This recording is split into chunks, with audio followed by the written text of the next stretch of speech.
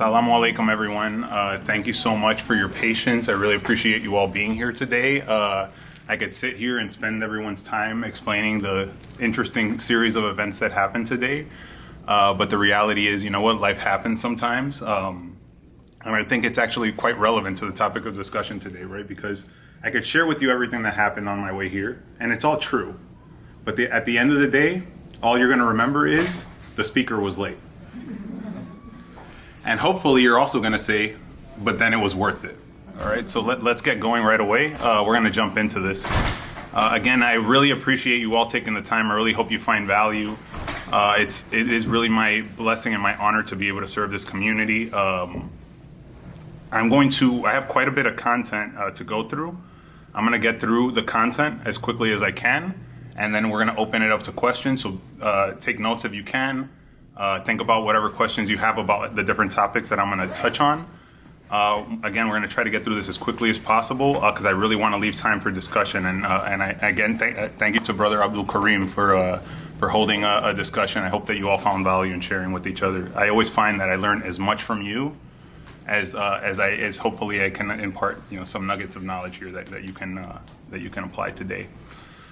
All right, so in this workshop, I will share some very practical advice that you can implement today. Right, this workshop, we're going to be tying things back to the Islamic, principles, but this is really meant to be very practical. Right, the lessons that I'm going to share with you today are lessons that I've learned from a career spanning almost 2 decades, both working in various corporate and not-for-profit sectors, as well as coaching thousands of people across many different industries and life, as well as working closely with senior management across a similar spectrum of experiences, right? So these are all things that I've actually learned on the job or things that I've worked with, either with clients or mentees, et cetera, right? So,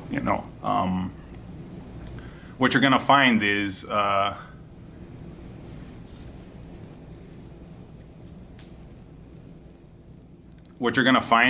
a lot of these lessons that I learned, quote unquote, the hard way, going through these careers, learning these things, they tie directly back to the things that you've been taught, throughout, Islam. For those of you who were born into Islam, or those of you who came into Islam, a lot of the things that you hear, you're going to hear a lot of very similar themes, and I'm really going to try to tie that together. If anyone wants to move closer, please move closer. All right, so first topic, I want to talk about reputation management. This is key. Right, and everything I'm going to talk about today is going to tie back to this topic, right, of reputation management. Don't allow others to decide how you're perceived. You can direct that through intentional action. Okay, it's not about what you say; it's about what you do. Okay, people pay more attention to your actions than the words that come out of your mouth. Just like kids, more is caught than taught, right? And as much as you don't realize it, people are always watching you. Especially when we talk about a corporate setting, people are always watching you. Even when you think that they're not, they're watching you. And not only are they watching you, but they're talking about you. And it's important that we all understand this, right? Because when we understand this, then we can be mindful about what the content of those conversations that are happening. Sometimes behind closed doors, sometimes by, the proverbial water cooler, okay? So it's very, very important that we take this very seriously, because you can spend a decade, 2 decades building an excellent reputation, and it can take you about 5 minutes to destroy it, right? So as we talk about, all of these things about how we manage our reputation, right? This is something that is active, that we constantly have to be practicing, right? Just like our tradition encourages us to, we live, we make mistakes, make tawbah, take the lesson, and Allah encourages us, once you take the lesson and you make tawbah, you ask for sincere forgiveness, move on. Move on with your life, right? Don't stay within, the pain of, I made this mistake, or this and that happened, right? These things happen to us as an opportunity to learn, okay? Now, it's important to be, in the context of professional development, which is the context of this conversation today, it's important to be aware of the aspects of your reputation that are important to your career growth, okay?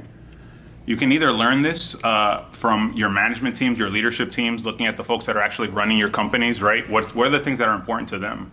whether they're talking about it in speeches within your company, on videos, or within, the annual reports that the CEO letter writes a letter. Any public company, there's a CEO letter where the CEO says, hey, this is what's important to me. This is what's keeping me up at night. These are the opportunities I see in our company. I looked at a study once. I think over 95% of people in companies don't read their CEO letter. This is the person who's running your company, right? He's telling you exactly what they're thinking about in 5 to 10 to 15 to 20 pages, right? Why wouldn't you take 10, 15 minutes to learn that? One of the first pieces of advice I give people when they're preparing for an interview, right? Read the CEO letter. You're going to be more, in some cases, more knowledgeable about what's going on in that company than the person that's interviewing you. It's important that we don't make assumptions about what's important in our organizations. Just ask. Right? Sometimes you'll see a manager, right? A middle manager might say, oh, this is important. Doing this, taking this action, going to this place is important. You might hear other things from other people, or you might make assumptions just saying, oh, this person seems to be successful because they're doing maybe some things that seem to me to be unethical, but they seem to be benefiting, right? So you might start making assumptions of, hey, this unethical behavior is being rewarded and incentivized, so maybe that's what I need to do to be successful. Well, it's important, right, that we don't make those kinds of assumptions, right? That we ask good questions, that we and that we pay attention to the people in our organizations that are actually successful, and we pay attention to who we're modeling our behavior after. Okay. And again, I'm really emphasizing this point because it's extremely important. Protect your reputation. Your reputation will either open doors for you in this life, or it will close doors, both professionally and personally. Protect your reputation. Many of us, we spend all this time with our colleagues, right, at work, and we start to blur the lines between personal and professional relationships, and that's okay. You can be friends with your coworkers. But remember that they're your coworker. So don't offer compromising information or secrets about yourself to someone who can potentially later become an enemy. You just don't know what's going to happen with that relationship, right? Don't offer compromising information or secrets about yourself, right? Allah sometimes chooses to cover our flaws for us and helps us to appear as blessing from Him, helps us to appear to others better than what we are. And sometimes we might have a kind of imposter complex from this, or an inferiority complex from this. But the reality is, our perception, our tradition teaches us, is determined by Allah. So if you have some flaw, something that you're struggling with, and no one knows it, well, guess what? There's barakah in that from Allah. There's blessing in that from Allah. Allah is covering for you until you can, again, in our tradition teaches us constant improvement. Allah doesn't ask us to be perfect, but He does ask us to improve. He does ask us to look at ourselves and to not make the same mistakes over and over again, right? So it's important that we're mindful of these things. Okay? Again, it's really important that you're thoughtful about the relationships in your life, right? If these are folks that you're working with, right? Anything can happen at any time. You just you never know, right? You can be close with your coworkers, but be mindful of your tongue. Don't share personal information that can be used against you in the future. If the relationship sours, or if they're otherwise incentivized by promotion or advancement or whatever to betray you, don't give them more fuel to do so, okay? So again, just be mindful about the things that you're talking about in your life, the people that you trust, right? And we all have those people in our lives that we can, quote unquote, vent to, right? We should aim to be people that are positive, right? That are not complaining, right? That are more focused on the blessings in our life, right? And learning and benefiting from the tribulations that Allah puts in our lives to help us grow, okay? But we all sometimes need that person to vent to, right? We do. We're social creatures. We need to share, right? And it's good for the heart to do that, but just pick the right person, right? And once again, you're gonna hear a lot of repetition, right? Because this is important. People are always watching you, even when you don't think they are. They're always watching you. I always used to joke with my interns, an internship is a 10-week interview. It's a 10-week interview. You have 10 weeks to prove yourself. And every last moment that you're there, they're watching what time you're coming in, what time you're leaving, what you're doing. Everyone's watching you, right? So again, keep these things in mind. Okay, so that's reputation management. Again, we're going to go quickly through this. We'll come back on questions at the end here.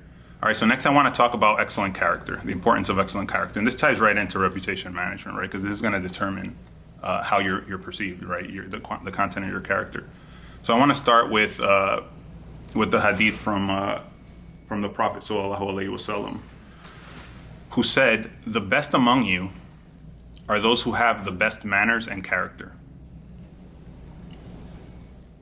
The best among you are those who have the best manners and character. Notice he didn't say the best among you are the ones with the most money, or the best dressed, or any of these things that oftentimes we're so focused on in our lives, right? Dr. Martin Luther King said he had a dream that one day we would be judged not on the color of our skin, but on the content of our character, right? So character is extremely important, right? And it's a journey for all of us. Again, we're not necessarily asked to be perfect, but we're asked to constantly improve, right? The course of a career, I was 22 coming in my career. I thought I was doing my whole boss's job. I thought I knew everything. I was guilty of that. The reality is I maybe saw 10% of what my boss did, right? So we have to be careful with arrogance too, right? We have to keep our hearts open, keep our minds open, and always be open to learning. And that is relevant as well when it comes to your character, right?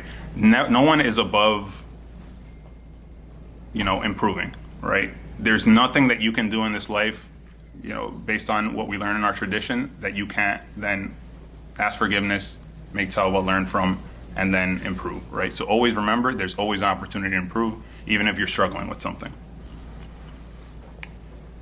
So practice good manners and behaviors, okay? Be truthful. Be honest. Have integrity. Treat people well. Right? Be kind. Smile. These are things that don't cost us very much, right? There are days, we all have them. There are days that I walk around, I'm feeling tired, I'm feeling down. I don't want to smile. I don't want to be social, but guess what? Sometimes life or business forces me to, right? So yes, I have to put some effort to flex the muscles in my face to give a smile to people, but it's going to make an impact on how they perceive you, right? It doesn't cost you anything to smile, but it can do wonders for people. There are people that walk around, they might be walking around, their head is down, maybe they're being short with you, maybe you don't know what's happening in their life. Maybe they just lost someone. Maybe they went through some sort of trauma or tragedy. You don't know, right? And the best thing you can do for that person is to be kind to them, even if they're not being kind to you, because it doesn't cost you anything, but there's everything to gain from it. Okay, so be kind, smile. The Prophet sallallahu alaihi wasallam, in the Sunnah, he's always known to be smiling, right? I want to share another hadith on kindness. I'm going to just share some of these hadiths that I pulled from my research, right? Again, I'm really focused on the practical lessons from like real world experience here, but again, I'm just tying it back to the lessons that are already there, And when we talk about modeling behavior, right, we hear that the Prophet, is the walking Quran, right? The best of he modeled behaviors for all kinds of believers, right? So we have this amazing example, within our tradition, but also, as I said, yes, it's great that we have that, but we also have the example of the people in our lives today that we might want to model, right? And making sure that we're being mindful about who we're choosing. So on kindness, the Prophet ﷺ said, "Kindness is not to be found in anything, but that it adds its beauty." Kindness is not to be found in anything, but that it adds to its beauty. And it is not withdrawn from anything, but that it makes it defective. Okay, so bottom line here is, again, I'm not trying to interpret a hadith here, but the bottom line is kindness, and we all know this to be true in our lives. It makes everything better. So be kind. Smiling is sadaqah, right? We've all heard these things. Now, how does this translate to work, right? Because that's why we're here. So I've had a variety of experiences in my life. Oftentimes I've been put in a position where I needed people to do things for me who didn't necessarily work for me. They didn't have any kind of line of responsibility to me or anything, but I still had to figure out how to get these folks to do things for me, right? My boss used to joke when he had to do something difficult. He would say, "Hey, Alexander, I need you to use your charisma to get this done." I learned this lesson early on in my career. I remember I called a colleague of mine, and she answered the phone, "What do you want?" And I took a pause there because I did need something. And I said, "I have a problem here. I don't have a relationship with this person, and I'm about to ask them for something." And I didn't actually need it until the next day. So I said, "Oh no, I noticed that you work in London and we hadn't really had a chance to chat. So I just wanted to introduce myself. I'm this and this. I work in this area, and I just wanted to say hi." And she just stayed quiet for about 20 seconds, and she said, "Oh wow, thank you." And I am telling you, we had a 45-minute conversation where she told me about her family, her kids, her whole life story.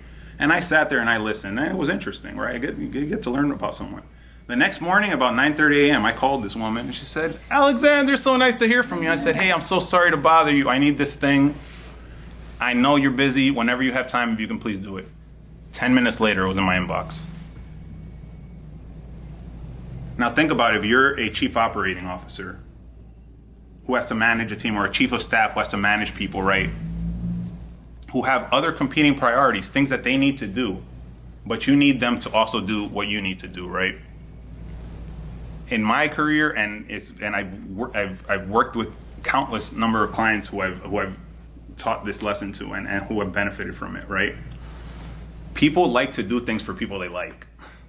So be likable, right? It's gonna make your life so much easier, right? If someone likes you, they're gonna want to do something for you. They're gonna want to help you. So be likable. And being likable, right? When in a room when everyone's complaining, be the source of light.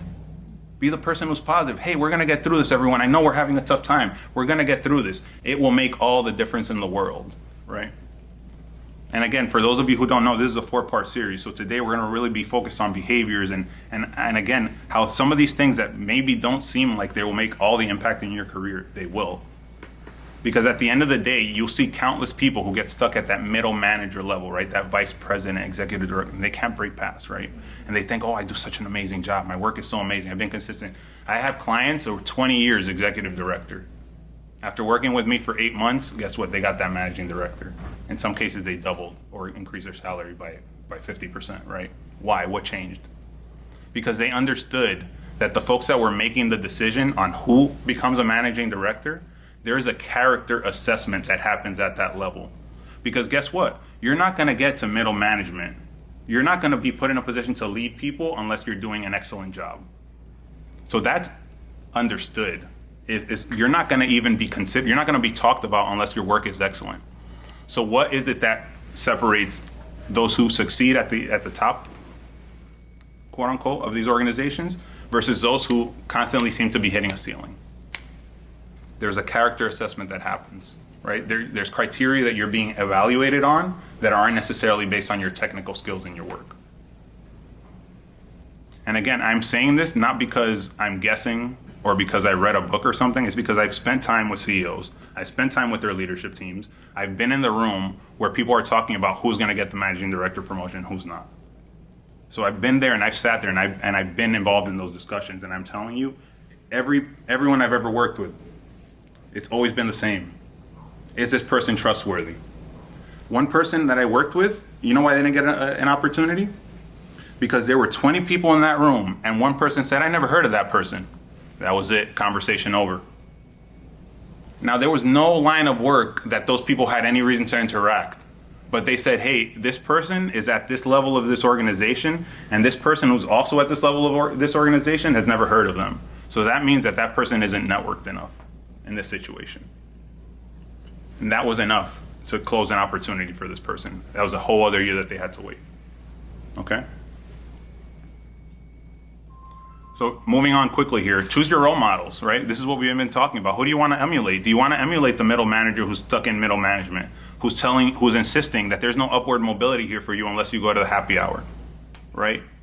Who's telling you that things are important to them, right? But yet you see that they're hitting the ceiling. Do you want to emulate that person? Or do you want to emulate the CEO whose time needs to be booked 6 months in advance, who's not showing up to any of these happy hours? You're not going to see the CEO of the company or a lot of these senior management folks hanging out after 6 p.m. They're going home. They're going to spend time with their family, right? So how is it that they got there if it's so important for us to be in these spaces right after work? Turns out there's another way, right? And this is one of the things that I love to share, right? You don't need to be in that space, in those spaces to network. There's nothing that stops you, and this is very important, again, talking about practical. One of the first things you need to do when you walk into an organization is understand who are the decision makers. Who are the people who actually are making the decisions? Sometimes that is your direct manager, and sometimes your direct manager has no real power. They'll go into a room and they'll say what they say about you, and it's somebody else is making the decision. That's often the case, right? So who are the decision makers? Is it the manager's manager? Is it your manager's manager's manager? Is it someone who you don't even interact with, right? Who's looking at a spreadsheet and deciding, okay, we got to cut 10%, right? And do you want to be a name on a piece of paper that person has never interacted with? Or do you want to be this person that, hey, I had coffee, maybe it's 10 minutes, maybe it's 15 minutes, people are busy, but I had coffee with this person, and all of a sudden Mariam isn't just a name on a piece of paper anymore. Mariam has expressed, is now a person to me. It's much easier to let a name on a piece of paper go than someone you've actually met and interacted with and like, right? So here's another secret to job security, right? A little hack. And again, I'm telling you, because I've been in that room, they've been working on that spreadsheet, and they're like, oh no, I know that person. Replace the name with someone I don't know. Literally, these things happen, right? When people are deciding who gets paid the extra bit of bonus, who gets the promotion, right? So again, yes, be excellent in your work. That is extremely important. But also make sure that people know what you're doing, right? And I'm gonna tell a little story here, right? And then this ties back to the reputation management. Early in my career, JPMorgan Chase, I had a perception problem. I was told this for a year and a half, performance review after performance review. Oh, you have a perception problem. And I would ask my manager, what does that mean? I don't know. You're amazing. I work with you directly. I don't know what people are talking about. You have a perception problem. Okay. And the next person I'm working, oh, you have a perception problem, right? I went through two different managers. And then finally, I worked directly with the head of the team. So like my boss's boss's boss. On a project, people were out, etc., right? So I had an opportunity to work for 4 months on this project. And at the end of this 4 months, he says, you know what, your work is amazing, but you have this perception problem. and at that point, I broke. I'm being honest. This was very early in my career. I was like 20, maybe 24, 25. And I'm like, people have been telling me I have a perception problem, but nobody can explain to me what it is. And he said, you know what? I've been working with you directly. I can't tell you what it is either. You're awesome. But you have a problem and you need to fix it, and here's how you fix it. So you need to. I'm going to leave you guys with this one. The usage of time disconnects the value of prayer. Let that simulate in your brain. I'm out. Thank you very much. Appreciate you being here. So he lets you be with the thought that you have the perception. Yes, thank you. Nobody can talk about this. You have a perception problem. I don't know what it is, but here's what you need to do to fix it. You need to meet with all of these folks who were within the management. At this point, I was in the commodities business. So he said, set up meetings with these folks and let them see what I see. And I think that's going to take care of your perception problem. So that's exactly what I did. I had 9 different heads of businesses. I set up meetings with all of them. And here's what I did in this meeting. They were 15-minute calls that, of course, became 45 minutes each. And I said, hey, just wanted to meet you. I'm so-and-so. I'm Alexander Almonte. I work, again, at this point I was in planning and analysis. I just really wanted to get to know you. I would love to know your story. How did you get to where you are? People love to talk about themselves. People will talk and talk and talk if you let them. And you can benefit from them, right? Because these are leaders in your organization. And most leaders will be willing, if you ask, to give you time. I've had so many clients that say, oh no, I can't ask my boss's boss's boss. I can't go over my boss's head and ask so-and-so. Yes, of course you can. And if your boss has a problem with it, that's even more of an incentive to, go out and be strategic in your networking, right? So I set up all these meetings. I met with all these folks. 15-minute conversations were set up, 45 minutes of them talking about themselves, and then after, they told me their whole life story. Listening is a very, very powerful tool. Then they said, so who are you? And I was ready. All I needed was 2 minutes. My name's Alexander Almonte. I'm in planning and analysis. I work on these things, and this particular thing touches your business. So if you have any questions or you need anything, call me. Every single one of those conversations, you know what happened? Oh, you worked on that? Oh, you did that? Oh, you did that project? You created that report? I had no idea. I thought it was so-and-so. I thought it was so-and-so. Here's another tidbit. People all around you will be more than happy to take credit for your work if you let them. And it doesn't matter what their intentions are. Don't make assumptions about intentions, right? People are going to do this, though. It's going to happen. And I'm sure many of you it's happened, right? People are more than happy to take credit for your work. They're going to do it, right? So how do you manage that? You have to make sure, again, strategically, figuring out who are the decision makers, who are the people who are going to have an impact on your career, and you, in a strategic way, just like I did in this story, right? It's networking. We're just talking about our lives, our careers, and hey, by the way, here's what I do for you on a daily basis. If you need anything, let me know. I didn't say, oh, so-and-so have been taking credit for my work. And no, that's not how you do this, right? I do this for you. Let me know if you need anything. All of a sudden, all these folks were already benefiting from my work, but they had no idea that it was coming from me. Poof, goodbye perception problem. I went from normal meets to exceeds expectations within 2 months. Literally 2 months was my end of year evaluation after that. Guess what happens when you're top versus in the middle? 12.5% raise versus times are tough. We can't give you. Yeah. This is again, we're going to talk about very briefly in this session, and we'll get more into it in a future session, performance management. When people understand your value, they're going to want to pay you. And when you can effectively communicate your value, quantify it in the best ways and as much as you possibly can, you will get paid, you will get promoted, you will get opportunities, right? And by the same vein, it's important that you not only figure out, hey, who are the decision makers in this organization? Do they know who I am? Do they understand what kind of value I'm bringing to the organization, right? But also, it's important that unless you want someone else to direct your career for you, you need to direct your career, which means you need to decide, where do you want to go? Because when all these opportunities are coming up, early in my career, I had an opportunity to move to Hong Kong. Who got that opportunity? The guy who was saying, I want to go to Hong Kong. If there's ever an opportunity to go to Hong Kong, he was one of the first people approached, and he went to Hong Kong, right? So you will miss out on all the opportunities nobody knows that you want. So make sure that you communicate what your goals are, what your objectives are, the opportunities you want, because when people then go and say, hey, this opportunity is available, who should we approach? Oh, Khalid said he wants to go to Hong Kong. Abdul Karim said he wants to move to London. We have this opportunity in London. Let's talk to him. Maybe he wants to do this. And by the way, he's doing great work. Another very short anecdote. I remember the CFO, who was, again, this is like 4, 5, or 6 different skip levels ahead of me. So I just saw him walking to the restroom. Again, I'm not making these things up. So I followed him to the restroom, and I started a conversation with him. Oh, how are you doing? What are you working on? And I told him, you did that? I had no idea. I thought it was so-and-so. No joke, 2 days later, this man came to me. I can't find your boss. Did you work on this report too? Because you told me you did this one. I was like, yeah, actually, I did that report. Can you come into my office? All of a sudden, now I'm working directly with the CFO. Right?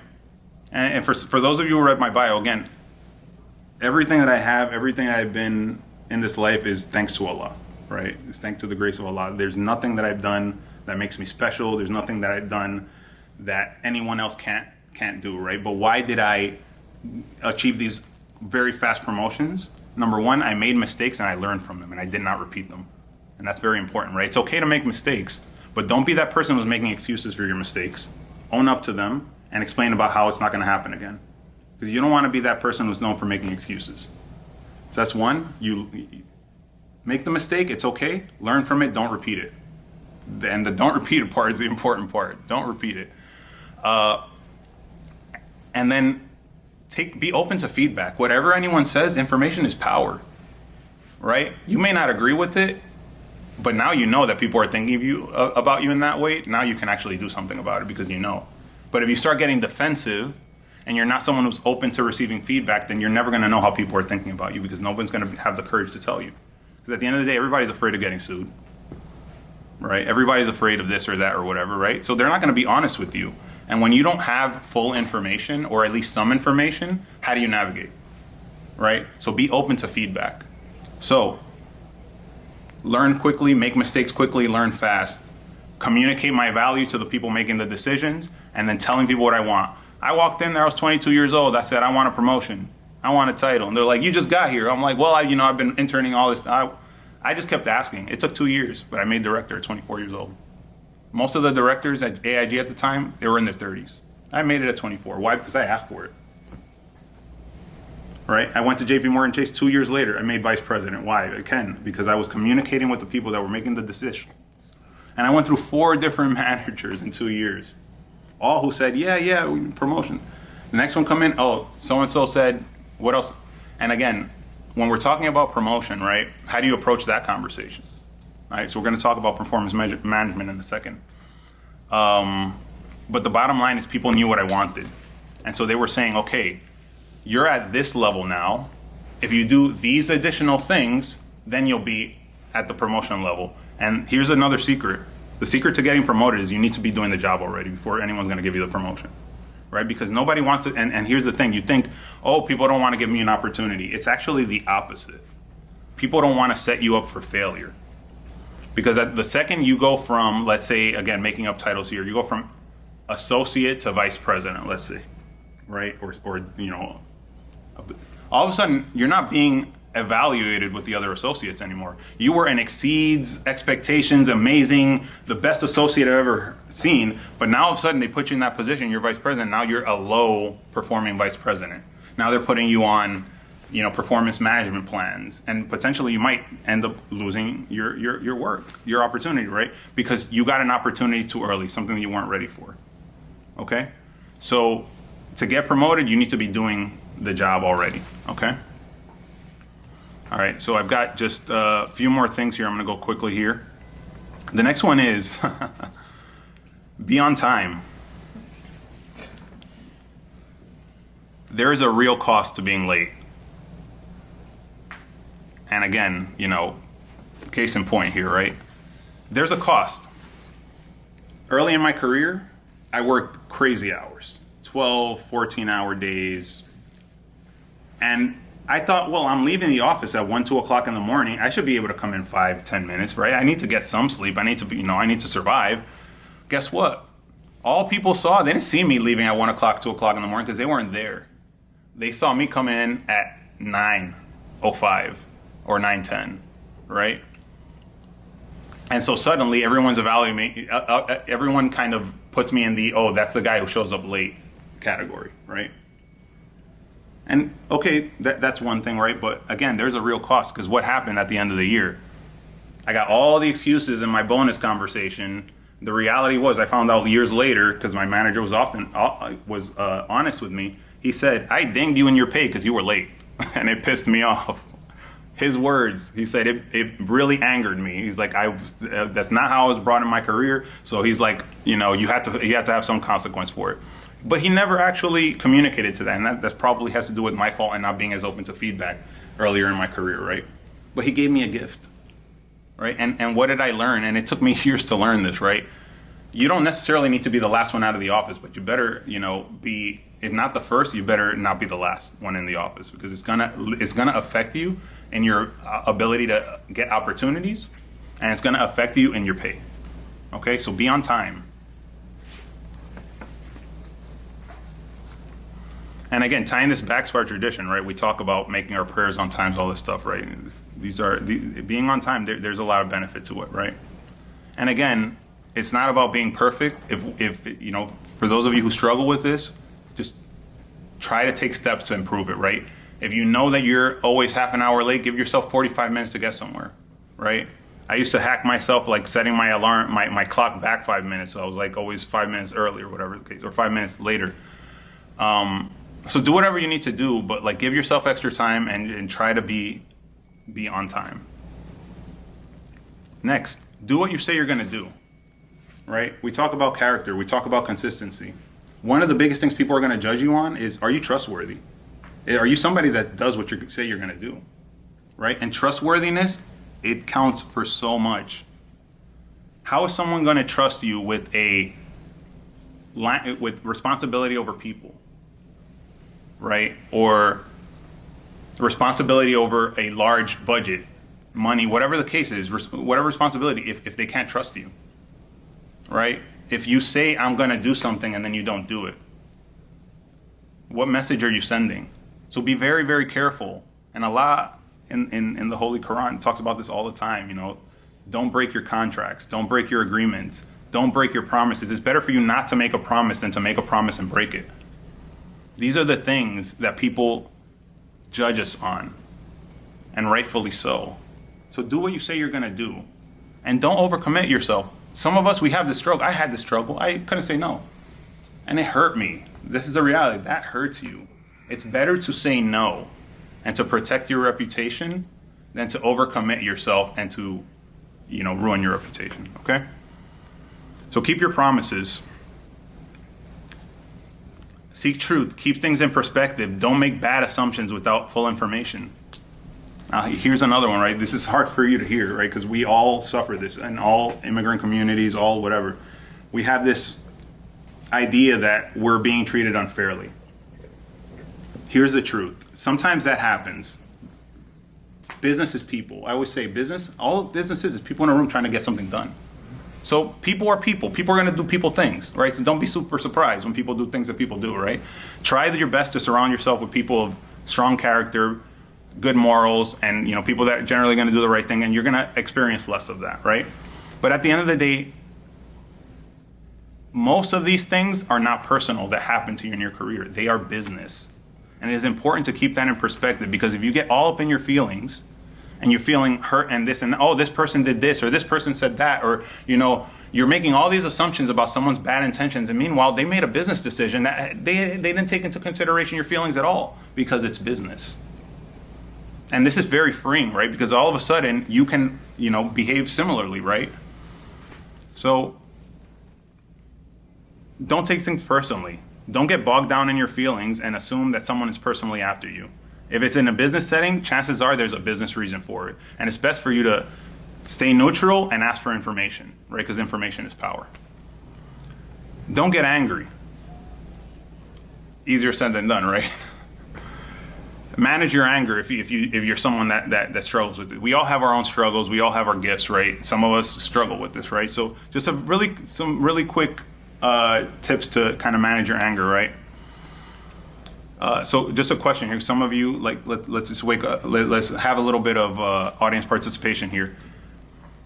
How many of you ever get angry? Just raise your hand. Have ever experienced it? How many of you have ever felt physically hot when you're getting angry? You feel that heat? Yes? Okay. Have you ever observed someone who's angry and do you see them physically turning red? Some of us are a little more transparent on this than others, right? So what am I trying to say here, right? The essence of anger is fire. And where does fire come from? Where do we know it comes from?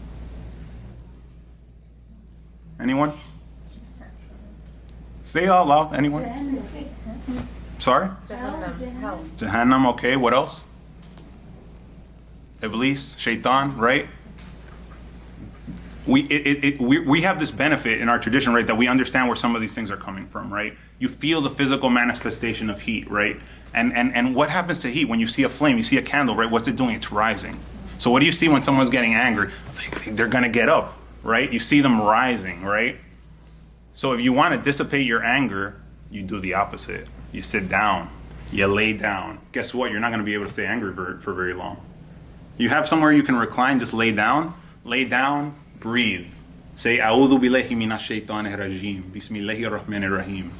And allow your anger to dissipate. Self-awareness is so important. Okay? When we feel ourselves starting to get there, and when we're with someone we love, and this is the best opportunity to get angry. When love and anger and hate, these things are so close, you know, in terms of the way we experience them, that they can often get, you know, mixed up, right? And you're with someone you love, and suddenly you feel yourself getting angry or frustrated. Step away. Take a moment to say, you know what? I feel that heat. I see the red. I see that bulging. The prophet. I heard this story about the prophet that he had a vein in the front of his face because the prophet. Guess what? The prophet sallallahu alaihi wasallam, peace be upon him, he got angry sometimes, right?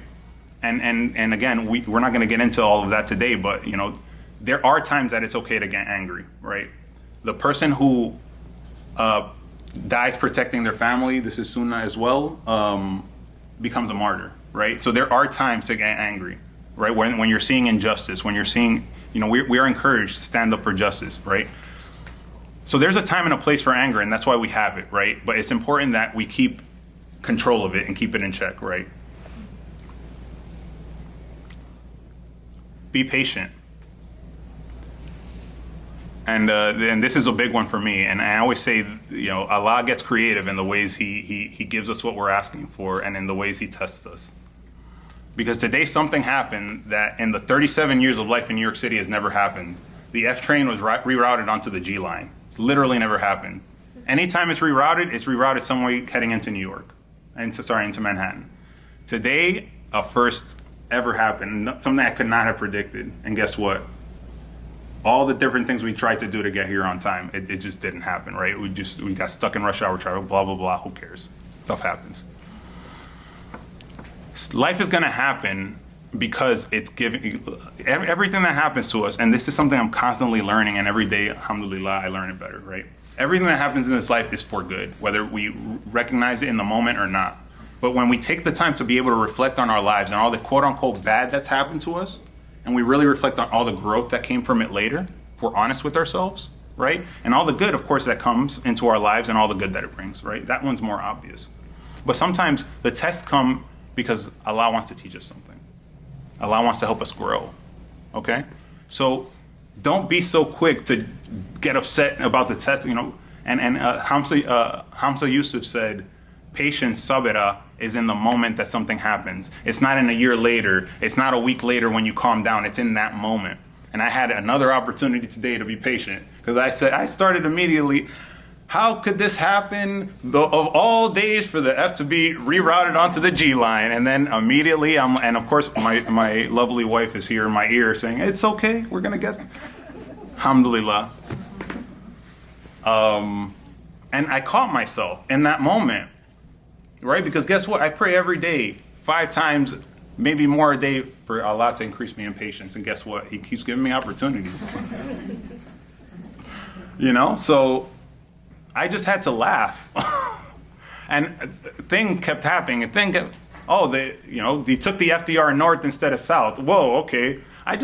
We just had to laugh. I mean, at that point, it's like, okay, it's my own fault I asked for this, right? And when we have that perspective on life, it's so much easier to deal with the things that happen, right? Everything is for good. Like, where's the lesson?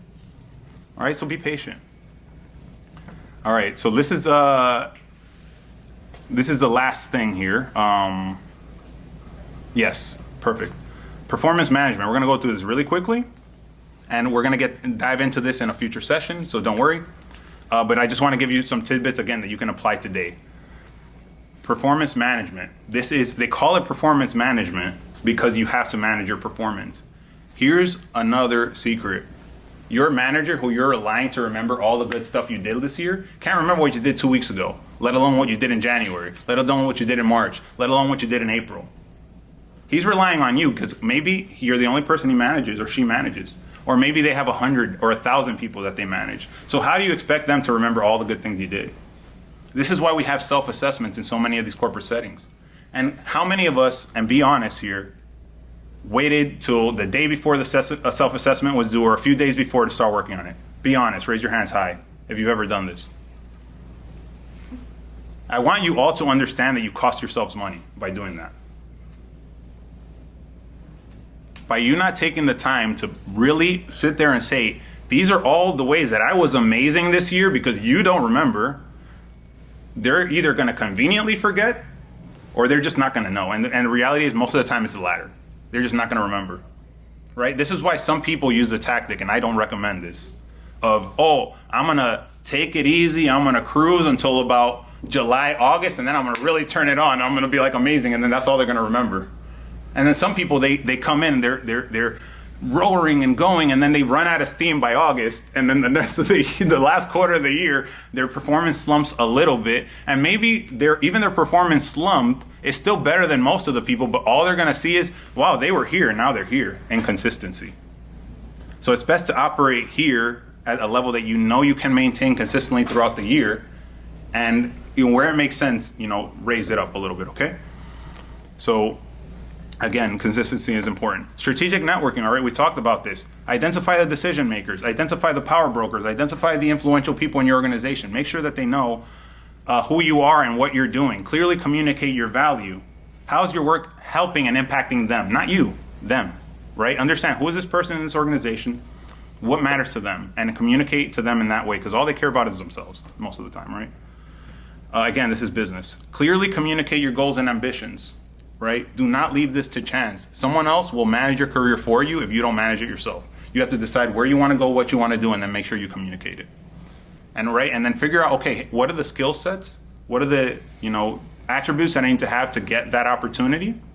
And then start doing it from now, right? Start building those skill sets now, right? Really quick little anecdote. I wanted to move into strategy from finance.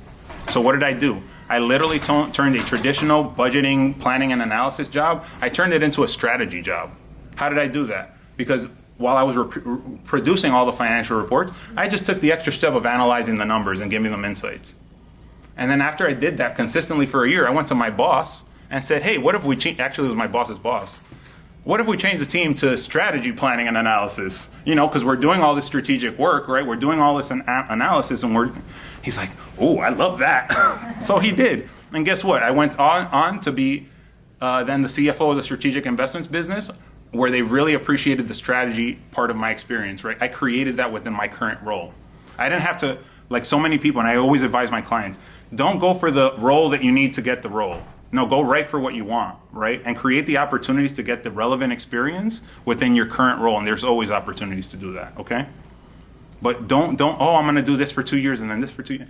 If it makes sense to do that for that particular path, great. But if you can skip the 2-year stint to get these skills by getting these skills in your current role, or by doing a little extra training, or by doing some volunteer work, skip right to where you wanna go, okay? This is key. If you remember nothing else of today, this is going to be the most valuable thing. This is going to help you get paid. This is going to help you get promoted. Track your accomplishments as they happen.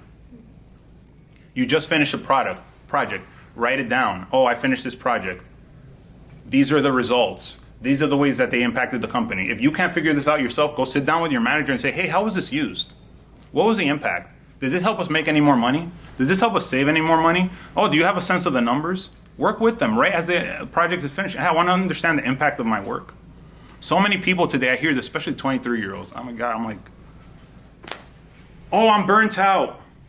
Oh, I'm so tired. I'm like, you're 23, you just started. You don't have the right to be tired. What are you talking about? I wasn't tired until I had 10 years, 18 hours a day working. Like, why are you tired? Like, what are you talking about? Oh, I'm burnt out. And then I ask them, and then what's at the core of it? It's not really burnout, right? It's, oh, I feel like a monkey could do my work. I feel like anyone could do my work. Oh, I feel like the work that I do is not valued. You don't know whether the work you do is not valued because you haven't gone and asked, how is that work being used, right? How is it impacting the organization? So ask, and then write it down. This is going to help you in many ways, right? As you're tracking your accomplishments throughout the year, it's going to make it that much easier to do your self-assessment in the middle or end of the year because it's a copy-paste exercise, right? The year that I got promoted, I increased my salary, no joke, by 40%. 45% actually, year over year. I had 15 pages of bulleted accomplishments. You know what my performance management discussion was like? We have no idea how you did all of this. Like, you blew us away. Like, how did you even accomplish it? How did you find enough time in the day? Right? Because I had it all there and they couldn't deny it. All there clearly examined. And then you said, the only feedback we're going to give you is 15 pages is too long. Like, keep 3 pages max next time. Like, this is too much, but amazing work. Right? So track your accomplishments as they happen. If a stakeholder sends you an email saying, oh, amazing job, PDF it, save it in a folder. All right? Because it's going to be that much easier for you to talk about what you did later. Work with, we talked about that one. Quantify your impact. Get numbers to the extent that you can, right? Again, this is not only going to help you with your performance management, promotion, getting paid more, right? Because when your exceeds expectations, You're not talking about a 0 to 3% raise. You're talking about sometimes a 10, 12, 15, 20% raise in a lot of these organizations, right? Those raises are saved for the people that are at the top of the performance spectrum. And many times the people in our community are there, but we're just not communicating it effectively, okay? Discuss and here's another one, okay? With performance measurement. At the beginning of the year, at the beginning of a new role, sit down with your manager and clearly discuss and document expectations and objectives, right? Set a clear criteria upon which your performance will be measured. For some of you that work at startups that don't have a performance measurement or a performance management framework in place, this is even more important, right? Than those of us who are in corporate who have, like these structured ways, right? A lot of these startups, everybody's like, oh, everybody's wearing a million hats and, no one's actually paying attention. You need to take this seriously, right? You need to manage this yourself, okay? And have that conversation. Be very, very explicit. And then what happens immediately after that conversation? You put it all in an email and you send it to your manager and you say, please respond if you agree. And now, at the end of the year, when they try to evaluate you on some other criteria, hey, here it is documented. You said these were the things that were important. I checked all those boxes. So how can they rate you anything other than excellent at that point, right? Well, you set a clear expectation. Now, here's the step beyond that. You want to be someone who's exceeding expectations, who's getting the big raises, who's getting the promotions. After you have that discussion and you establish a clear criteria on which your performance is going to be evaluated, in other words, how do I meet expectations of this job? Then you say, hey, what can I do to go above and beyond the call of duty? What can I do that's extra? What can I do that's going to put me in that exceeding expectations route? What's going to put me in the top 1% of the company, right? What else can I do?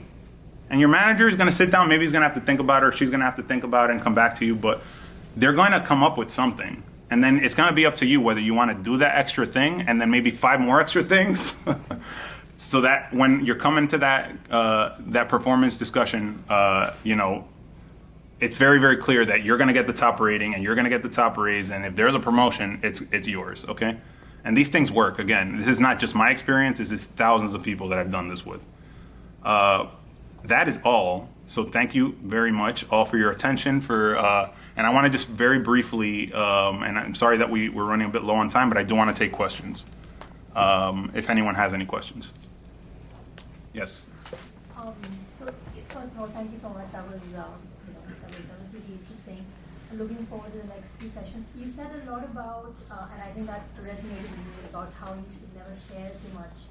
Knowing that a co-worker is a co-worker. So again, that's something everyone learns the hard way. But there is this, especially in corporate environment these days, there's this buzzword of authenticity, of coming across as exactly who you are. So how do you balance that? Because on one end, it's all about limiting what you share about yourself, not sharing too much, which could someday be used against you. But then at the other end, there's also this expectation that you need to come across as being yourself, and you're not trying to be too controlled and too composed, etc., etc. So how do you? Any thoughts on you can share on that? Yeah, thank you for the question. Very good question. The thing with authenticity is, let's just think about when we meet someone who comes across as authentic to us. What makes them come across as authentic? Is it them sharing secrets about themselves or their lives, or what is it for you in your experience? They just come across as being natural. They're not trying to pretend to be something. Yeah. And that's exactly it, right? You can be yourself, quote unquote, right? You don't need to change who you are to be successful in the workplace. And how do you do that, right? You show up, right? You don't feel like, hey, I need to change certain aspects of myself to fit in here. Because again, anyone who does that is always wrong. And it happens to all of us. I felt like I wore a mask for so long in the corporate setting because I thought I needed to be this way and that way. And the reality was, no, I didn't, right? Because at the end of the day, you'll hear all of this noise about what's important. Oh, yeah, you have to be authentic and you have to be building your full self. And it's all noise. Yes.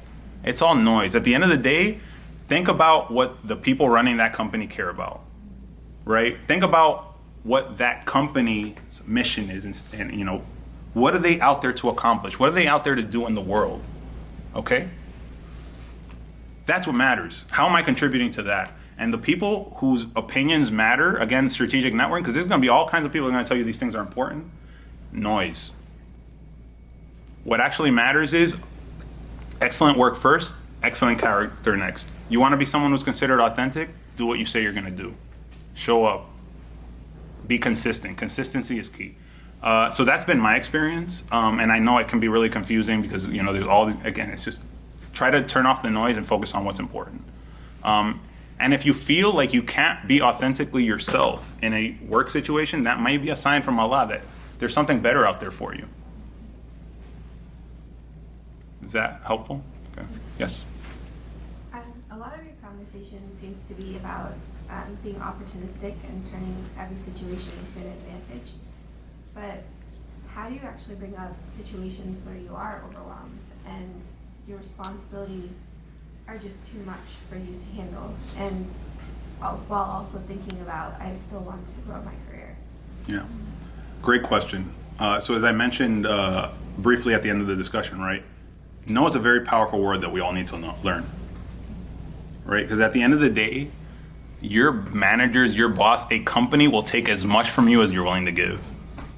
And even if they hollow you out and leave you empty, they're going to continue to take until you say enough. Okay? So we need to learn to use the word no. And how do we do that, right? Because it's all about strategies. How do we do that effectively?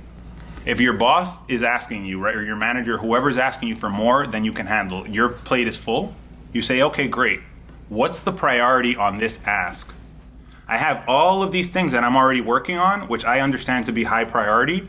Should I take one of these things out because I'm at capacity right now so that I can do that? And what they're going to say 9 times out of 10 is, oh no, it's okay, I'll find someone else. Or you know what, I'll move this project off of your plate onto someone else's plate so that, because I really want you, because of your skill set, to work on this, right? And so you work closely with open communication with your management to say, hey, this is my capacity, I'm being open, this is what I can do excellently, right? I've reached that capacity, so if you want me to take this on, I'm more than happy to. If it's something that you feel that you can be successful at. But one of these things is going to have to move, right? And you manage your capacity in that way, and saying no is okay. And people will understand, especially when you explain it. If you just say, oh, no, I'm too busy, they'll be like, oh. But if you say, no, I'm busy, and here's the things that I'm busy with, and I understand these to be priorities for the organization, and you can manage your capacity. And be very, very careful, be very mindful and protective of your capacity, of your mental and spiritual and physical health, right? I read recently, when this really inspired me, that the Prophet sallallahu alaihi wasallam was a martial artist, right? He encouraged people to work out and to exercise, right? We talk about mental health. This is really important. We have to take care of ourselves. And saying no is one of the biggest gifts that you could ever have in this life. And people will respect you for it. Is that helpful? Yeah.